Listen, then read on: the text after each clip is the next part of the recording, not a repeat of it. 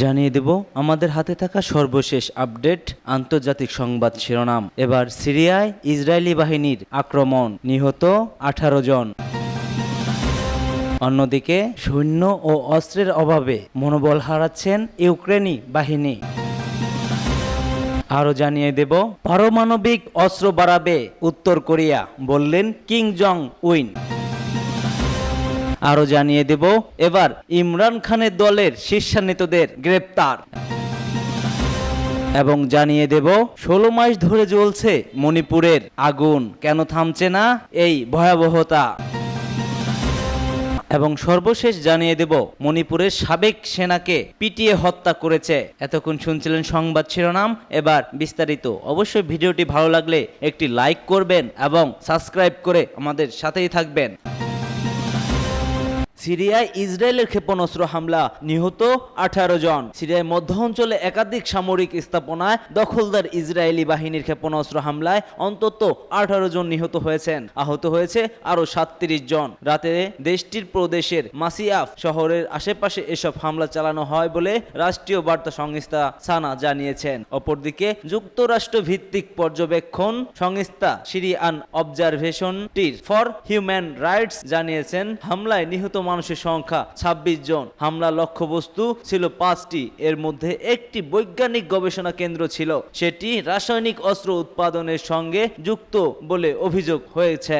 এসওএইচআর আরও জানিয়েছে নিহত 25 জনের মধ্যে 5 জন বেসামরিক ব্যক্তি, 4 জন সিরিয়ার সরকারি বাহিনীর সদস্য এবং 13 জন ইরানপন্থী গোষ্ঠীর সদস্য রয়েছেন। অপর 3টি লাশ শনাক্ত করা যায়নি। হামলা নিয়ে বিদেশি গণমাধ্যমের প্রতিবেদন নিয়ে কোনো মন্তব্য করতে রাজি হয়নি ইসরায়েল বাহিনী। তবে এ হামলাকে নির্লজ্জ আগ্রাসন বলে সমালোচনা করেছেন সিরিয়ার পররাষ্ট্র মন্ত্রণালয়। আর ইরানের পররাষ্ট্র মন্ত্রণালয়ের ভাষ্যমতে এই মামলা দামলা অপরমূলক আক্রমণ। গত কয়েক বছর সিরিয়ায় কয়েক শত হামলা চালানোর কথা স্বীকার করেছেন ইসরায়েলি। দেশটির দাবি সিরিয়ায় অবস্থিত ইরান সংশ্লিষ্ট লক্ষ্যবস্তুতে এসব হামলা চালানো হয়েছে। গত বছর অক্টোবরের গাজা যুদ্ধ শুরুর পর সিরিয়ার এসব হামলা বেড়েই চলেছে। সৈন্য ও অস্ত্রের অভাবে মনোবল হারাচ্ছেন ইউক্রেনি বাহিনী। ফিল্টার পর্যন্ত ধূমপান না করে একটি সিগারেট কখনোই ফেলেন না ডিমা। শেষ টান দিতে হাত পোড়ানোর ঝুঁকিও নেন। রাশিয়ার সঙ্গে যুদ্ধে লম্বা সময় ধরে ইউক্রেনি বাহিনীর হয়ে সম্মুখী সারিতে লড়িয়ে চলেছেন তিনি। ব্যাটালিয়ন কমান্ডার হিসেবে 800 সেনার দায়িত্ব ছিলেন ডিমা। বেশ কিছু ভয়ঙ্কর ও রক্তাক্ত যুদ্ধে লড়েছেন তিনি। সবশেষ ইউক্রেনের কৌশলগতভাবে গুরুত্বপূর্ণ পূর্ব অঞ্চলীয় শহরের পোকরোভস্কের কাছে যুদ্ধ করেন ডিমা। শহরটি বর্তমানে রাশিয়ার কাছে পতনের দ্বার প্রান্তে। ডিমার বেশিরভাগ সৈন্য এখন মৃত অথবা মারাত্মকভাবে আহত, তাই যথেষ্ট হয়েছে ভেবে তিনি দায়িত্ব থেকে অব্যাহতি নিয়েছেন। কিয়েভ অফিসে সামরিক বাহিনীর অন্য কাজে যোগ দিয়েছেন তিনি। অফিসের বাইরে দাঁড়িয়ে একটির পর একটি সিগারেট টানতে টানতে কফিতে চুমুক দিচ্ছিলেন ডিমা। এ সময় সিএনএন কে বলেন চোখের সামনে নিজ ব্যাটালিয়নের সেনাদের একের পর এক মৃত্যু তিনি আর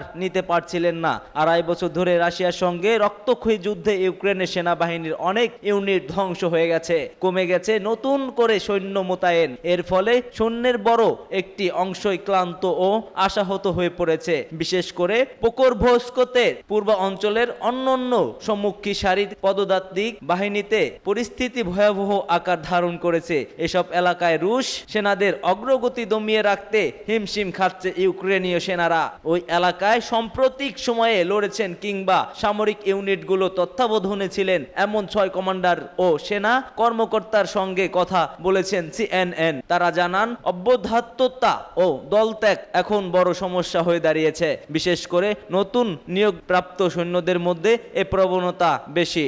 অনেক ইউক্রেনীয় সেনা সিএনএনকে জানিয়েছে যুদ্ধক্ষেত্রে প্রায় সময় তারা ভালো অবস্থানে থাকতেন এবং শত্রুপক্ষে স্পষ্টভাবে এগিয়ে আসতে দেখতে পেতেন, কিন্তু তাদের কাছে কোনো কামান থাকতো না।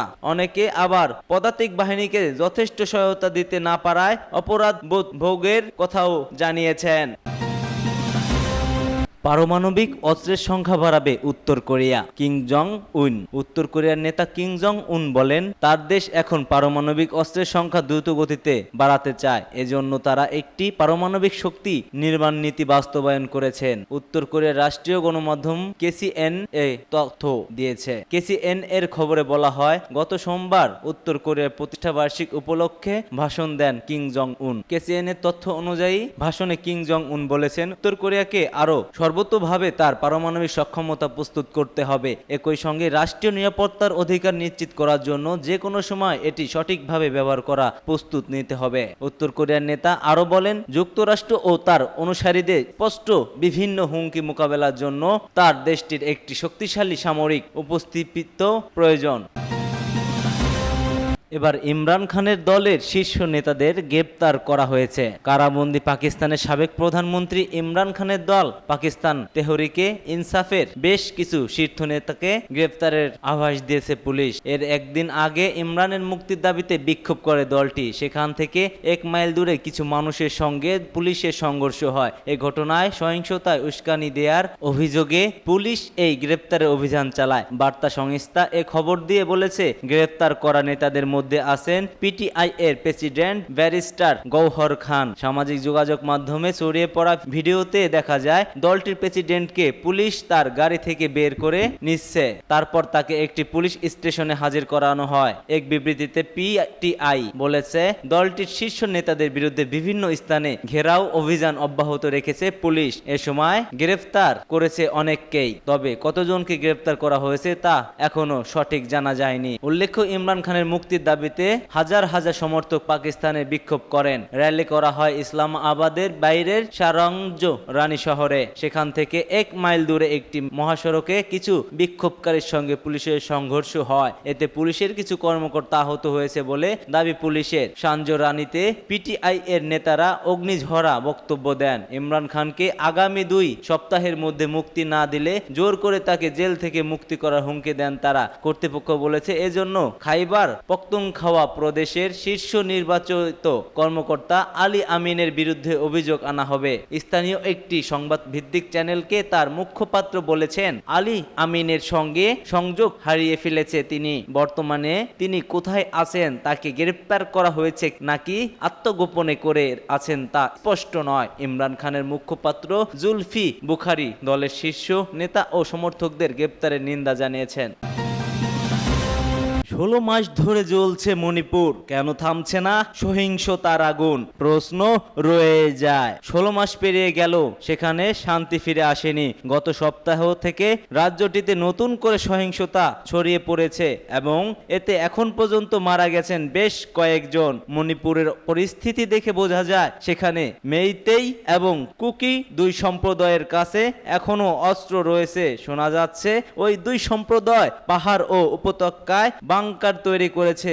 ভারতীয় কেন্দ্রীয় সরকার হস্তক্ষেপও করেছে একাধিকবার। এছাড়া রাজ্যের সরকার ও বিষয়ে বেশ তৎপর, কিন্তু তারপরেও 16 মাস পেরিয়ে গেল, কিন্তু কিছুতেই থামছে না সহিংসতা। ভারতীয় সংবাদ মাধ্যম বলেছে, গত বছরে মে মাস থেকে মণিপুরের অবস্থা ভয়াবহ থাকলেও গত কয়েক মাস ধরে পরিস্থিতি বেশ শান্ত হয়েছিল, কিন্তু এখন সেখানে হামলার কাজে ড্রোন, বোমা, RPG ও আধুনিক অস্ত্রের জন্য ড্রোন ব্যবহারের পর পরিস্থিতি অবনতি হয়েছে।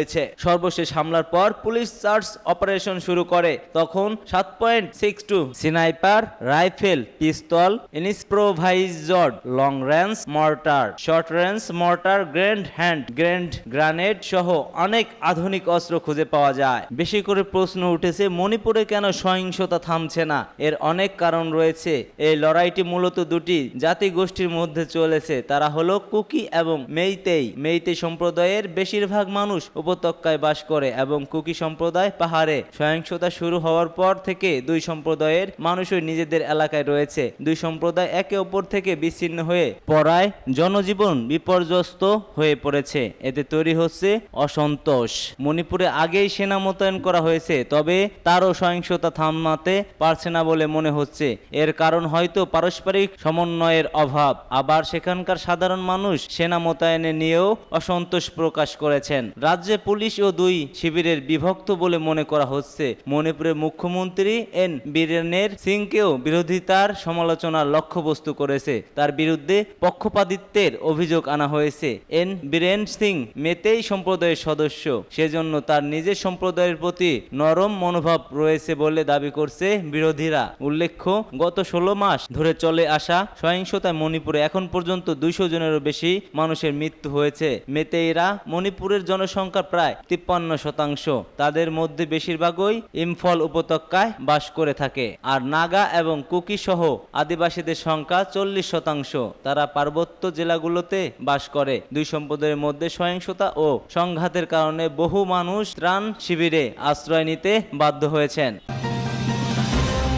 এদিকে ভারতীয় মণিপুরের সাবেক সেনাকে পিটিয়ে হত্যা। ভারতের মণিপুর রাজ্যে মেতেই ও কুকি সম্প্রদায়ের সংঘাতে উত্তপ্ত ভারতের উত্তর অঞ্চলের রাজ্য মণিপুর। এর মধ্যেই সেখানে দেশটির সাবেক এক সেনা সদস্যকে পিটিয়ে হত্যা করা হয়েছে। মণিপুরের একটি বাফার জোন থেকে তার মরদেহ উদ্ধার করা হয়। ভারতীয় সংবাদ মাধ্যমগুলোর প্রতিবেদন থেকে জানা গেছে, লালবই মেতেইতে নামে ওই সাবেক সেনা সদস্য ভুল করে মেতেই ও কুকিদের ওই বাফার জোনে ঢুকে পড়েছিল। পরে একদল উত্তেজিত জনতা তাকে পিটিয়ে হত্যা করে। লালবই মেতে মণিপুরের ক্যাংকো পোককফি জেলার মোতংবাং এলাকার বাসিন্দা ছিলেন। ভারতীয় সামরিক বাহিনীর অবসরপ্রাপ্ত সৈন্য ছিলেন তিনি। ইস্পল পশ্চিম জেলার শেকমাই এলাকার তাকে রক্তাক্ত অবস্থায় পড়ে থাকতে দেখা যায়। পরে স্থানীয়রা তার মরদেহ শনাক্ত করে পুলিশকে খবর দেন। পুলিশ ঘটনাস্থলে পৌঁছে সাবেক ওই সেনা সদস্যের মৃতদেহ উদ্ধার করে। এ ঘটনায় স্থানীয় থানায় ভুক্তভোগীর পরিবার